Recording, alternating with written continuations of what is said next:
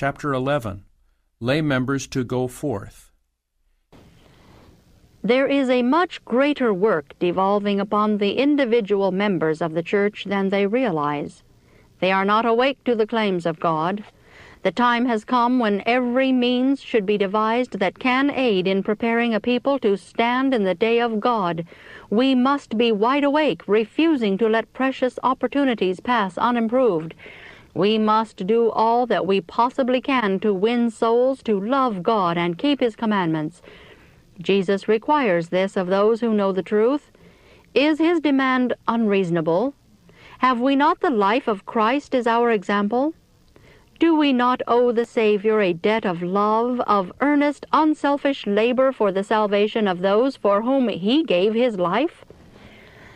Many of the members of our large churches are doing comparatively nothing. They might accomplish a good work if, instead of crowding together, they would scatter into places that have not yet been entered by the truth. Trees that are planted too thickly do not flourish. They are transplanted by the gardener, that they may have room to grow and not become dwarfed and sickly. The same rule would work well for our large churches. Many of the members are dying spiritually for want of this very work. They are becoming sickly and inefficient. Transplanted, they would have room to grow strong and vigorous. It is not the purpose of God that His people should colonize or settle together in large communities. The disciples of Christ are His representatives upon the earth, and God designs that they shall be scattered all over the country, in the towns, cities, and villages, as lights amidst the darkness of the world. They are to be missionaries for God, by their faith and works testifying to the near approach of the coming Savior. The lay members of our churches can accomplish a work which as yet they have scarcely begun. None should move into new places merely for the sake of worldly advantage, but where there is an opening to obtain a livelihood, let families that are well grounded in the truth enter, 1 or 2 families in a place, to work as missionaries. They should feel a love for souls, a burden of labor for them, and should make it a study how to bring them into the truth. They can distribute our publications, hold meetings in their homes, become acquainted with their neighbors, and invite them to come to these meetings.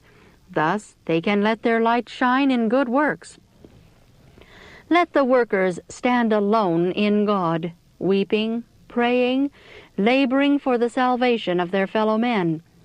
Remember that you are running a race, striving for a crown of immortality.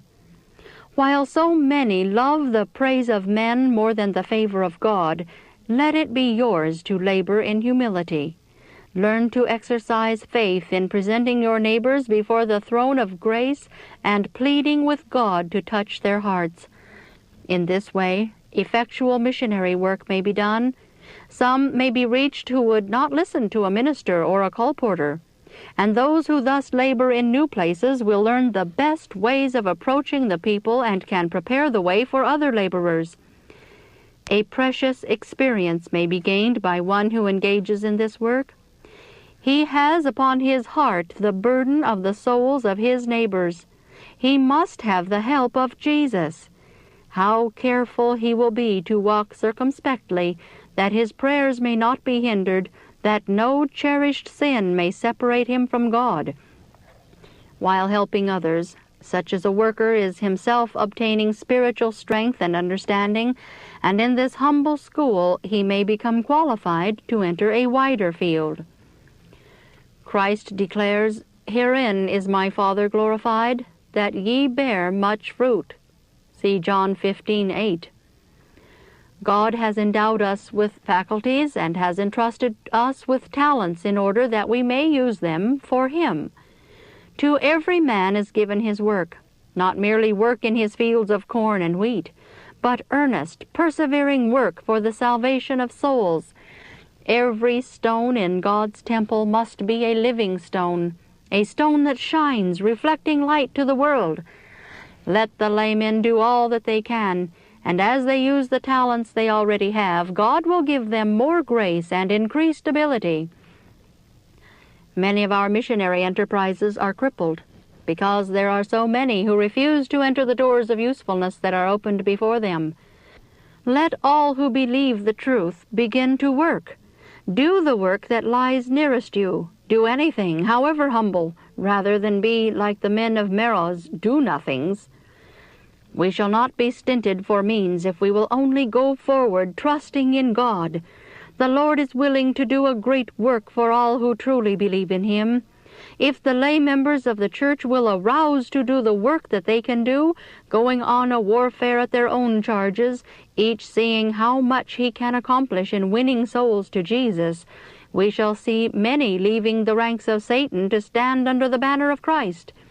If our people will act upon the light that is given in these few words of instruction, we shall surely see of the salvation of God. Wonderful revivals will follow. Sinners will be converted, and many souls will be added to the church. When we bring our hearts into unity with Christ and our lives into harmony with His work, the Spirit that fell on the disciples on the day of Pentecost will fall on us.